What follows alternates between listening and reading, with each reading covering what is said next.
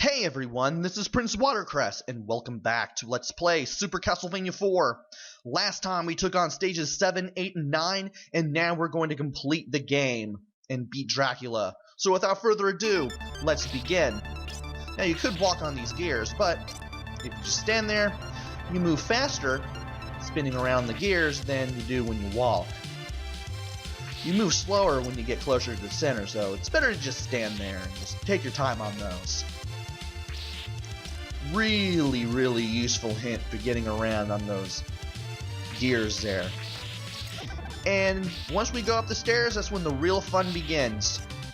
We're going to be dealing with enemies we've already beaten before, but you want to look around sometimes, because that way, if you can take care of any enemies in advance, like I did with the second Bone Totem and the Skeleton Knight, you can do it. Really pays to do that while you're in the tower. And you don't necessarily need to get these 5 hearts, but if you want them, just be careful and try to hold up and left, so that way when you leap towards the stairs, you'll just automatically just latch onto them. And to get to the platform over there, we need to hang on to this hook. Get some more hearts that are worth the risk, take care of that Skeleton Knight in advance, and we're on to an even higher part of the tower. Gonna be dealing with the Medusa heads and some more skeleton-style enemies. Nothing we can't handle at this point because we're getting so close to the game, which has some really nice music when you're this close to the end, by the way.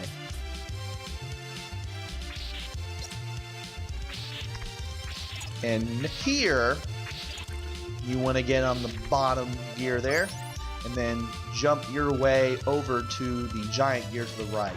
You can't just walk onto it. From there, duck under the spikes, and then leap to the right.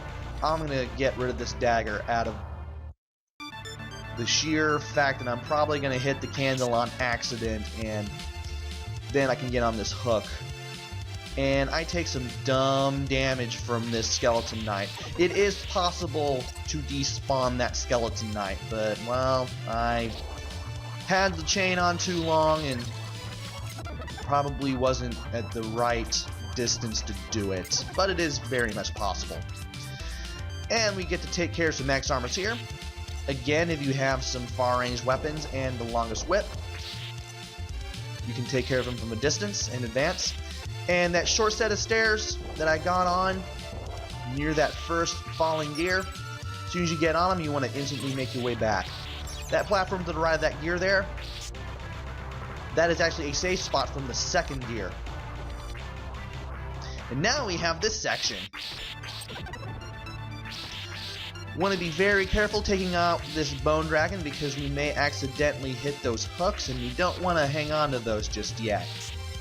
And from here, we can go ahead and swing on the hook here. And when we see this Axe Knight, we might as well go ahead and take him down from the distance.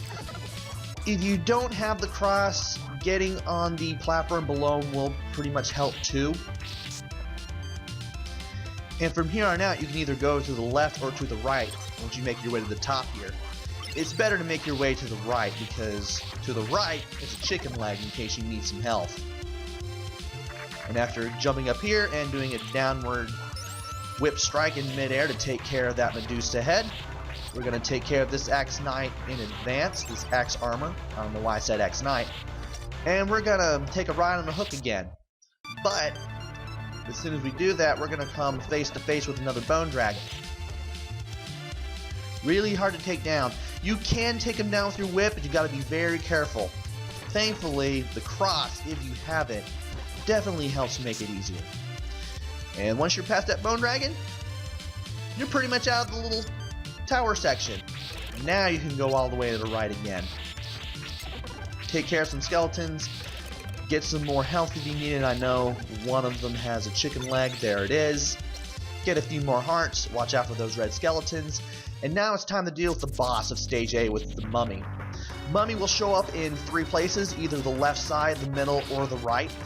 He usually shoots out one of 2 types of projectiles, either some fireballs that don't go very far, or these little wrappings that move in a Medusa head style pattern across the screen. And the best place to be when he teleports around randomly is you in the middle and him on the left, like what just happened here. Because if that happens, you can do the maximum amount of damage to him in a very short time. Your mileage may very much vary with this boss because, again, he teleports around randomly, and you definitely want to be careful. If you do get stuck on the left side and he's in the middle, and he comes towards you, and he corners you, just use the whip wiggle. You should be able to take care of pretty much all the projectiles he shoots at you, if that happens. Thankfully, it didn't happen to me during that run. And now it's time for Stage B. Time to use the whip trick again. Instead of using the whip wiggle, though, we're going to lay down the whip by holding Y and holding down, so that way these headless swordsmen will run straight into the edge of our whip and go down like magic, just like that. Very, very useful trick for the very beginning of Stage B here. I can't recommend it enough. Come on. There we go. If you need to, duck down and then do it. Should be able to take them down as simple as that. And when you go down here, we got a bridge. Remember that part in Castlevania 1 where you were on that bridge and it crumbled and you had all those bats chasing after you? Well, now you can get all the candles this time around. Just don't accidentally duck walk, and you should be okay. Don't dilly-dally either. As soon as you start standing, those things will get you. At least we can hit things with the whip in 8 directions as soon as we're in midair. And with that, that's the easy part complete. Now it is time for the hard part, where we gotta climb up this tower section and we gotta deal with this gear. I usually take the right staircase because, well, if you take the left, it is a little easier to get caught on those stairs which just collapsed. And you're probably going to lose a life because of, well, you being stuck on the stairs and you not expecting it and losing a life because of something stupid that happened. You want to be very careful when jumping on the stairs. Be sure to hold up in whichever direction you want to go, so that way you latch onto the stairs automatically. Keep holding up and right here, so that way you can climb through all the stairs. And I keep holding up and right here when necessary to get up all these stairs as well. Or at least the first set of stairs right there before that wall monster that I had to get rid of. Thankfully, they're very easy to take down. And once you're past all that, you start seeing these platforms. You want to be very careful where you're going. Pay attention to what's above you, because if you hit a ceiling, regardless of whether it has spikes or not, it is instant death, and you're going to have to do this whole section over. Now we get to take some more steps up these stairs, take on a few more enemies. Let's go ahead and get some extra hearts and money here for some more points. Take care of this guy in advance. There was another skeleton. And once you get past the top of this gauntlet of stairs here, this is where the game starts getting nasty. Here we are. This is the worst part of Stage B, to me, hands down. I actually wait here after getting this chicken leg because I have no idea which of these platforms are going to be the closest, and it's really easy to hit your head on the spikes above. So after waiting a little while, gauging the platforms closely, this part is really, really crucial. I managed to somehow make it, and the lower you are when you make it to the left side of the screen, the better. And I couldn't make it to the platform on the left, which has another chicken leg, if you can somehow get to it. And now, the nastier part of Stage B, a boss gauntlet. Here is the first one, this guy with a spear. He has a name, but I forget what it is. And basically, you have to hit him with either a cross or your whip. He basically turns black, and when he's solid brown, you can hit him. You basically want to go to one side, hit him, and then go to the other side. And wherever you are when he reappears at the top of the screen, when he makes it to the top of the screen, that's pretty much where he's gonna land on you. And oh boy, it is really hard to take this guy down. The projectiles he shoots with the spear, which you can duck under, are bad enough. They have a pretty big blast radius. But he gets even harder when the spear is lost because he does this little tackle attack and it's really hard to dodge. Somehow, after being taken down to just one unit of energy, I somehow managed to beat him without taking another hit. Yeah, just moving back and forth like I did, that's basically the best strategy I can possibly give you. And once you beat him, you get up to 3 chicken legs. 2 in the same screen and 1 above that set of stairs. And now we get to take on this guy. We take on this little blue dragon. I stay to the left side and throw some crosses, throw some boomerangs, and I managed to take care of him in really good record time here. If he drops down in his blue form, he actually shoots fireballs at you in a 3-way shot, and he also causes stalactites to drop down. But if he uses his red form, he'll still shoot air fireballs at you, but he'll do it in the air. Thankfully, we didn't have to deal with much of that. And after beating him, we go to the left for some more energy. Thankfully, I didn't lose a whole lot, so I'm at full again. And this time, we take on Death himself. When you see those flashing clones of him coming in from the left, if you have the cross and the triple shot, that's when you start throwing it. And then, you want to hit him while he's in the upper left-hand corner. In case you can't reach him, just hold up and Y. Just press Y, hold up, press and hold Y, then hold up. And then when he gets to the lower right, you want to actually try to hit him with the whip as much as you can while staying away from him. You can only hit him with the whip while he's over there. You can't use a special weapon because he'll negate it. He also has another attack where he goes to the upper right and then he does a dive. But if you're in the lower left corner holding Y and then holding up, like I told you, you won't be in the way of it. Holding Y and up when you're fighting him will allow you to block all those skits that he throws at you, and they home in on you pretty well. Also, what I did over there, I jumped to the left, went down some stairs, went all the way to the left, completely refilled my health, and got the. And if I needed it, I would have gotten the cross, the double shot, and the triple shot. Really useful if you lose a life. Be sure to make sure you're not going up the stairs, and when you're standing straight up, you want to jump straight to the right, so that way you can go up the stairs, and finally come face to face with Dracula. When he starts fighting you, he shoots these fireballs at you, split into 4. You want to make sure you take care of those as well as any of the fireballs that it creates after you hit it. Then after losing enough health, he'll start sending these fireball-like enemies that fly around and try to hit you. Cross is really useful for the Dracula battle because you can get as much damage as you possibly can before he teleports around and then does another attack.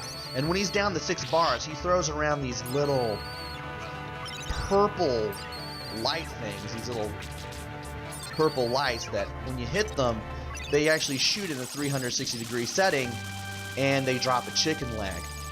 You want to take the time to not hit them and then refill on health before you go at him again. Once the screen starts flashing red, that's your cue to try to get as many hits on him as possible and try to avoid the lightning that hits you from above. Really hard to avoid, especially when you're trying to hit Dracula at the same time, but I managed to pull through with the whip and the cross, and we finally beat this awesome game. I had a really good run with this stage here. I didn't expect to destroy Death before he got to the top of the screen again. I did not expect to beat him that fast, and I had a really good Dracula run there too. So this is what happens when I do post commentary with the second half of the game instead of live commentary, because trying to do live commentary with the second half of the game is really hard to do. And once you collect that power crystal, that magic crystal, whatever it is, you can sit back and finally enjoy the ending, which has some really, really good music to it, I have to admit. And that's pretty much it for Super Castlevania 4. What do I think of this game? It's top-notch. You can't ask for a much better launch title for the Super Nintendo that isn't Super Mario World. Game did a lot of things the NES games did not, such as hitting things with your whip in 8 directions, aiming it in 8 directions, being able to change the direction of your jump in midair. Music really fits the mood of the stages that you're in. Gameplay is really solid. Doesn't feel delayed or anything. Game is easy to memorize sometimes, but it can still throw you back, and it can still throw a curveball at you if you don't expect stuff. And overall, I really don't have anything other to say other than this game plays great, it sounds great, it looks great, it is great. One of the best titles of the old school Castlevania era from the 80s and 90s,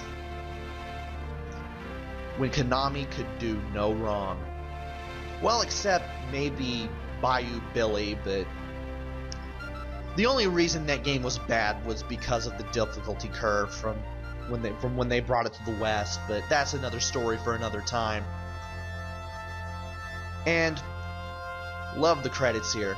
You get to see every enemy, pretty much every place you've been to, every boss that you face up to death. They don't show Dracula probably because they expect you to lose a lot of lives on him, but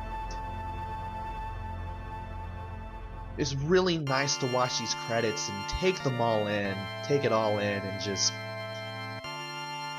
the music just makes it really, really, really rewarding.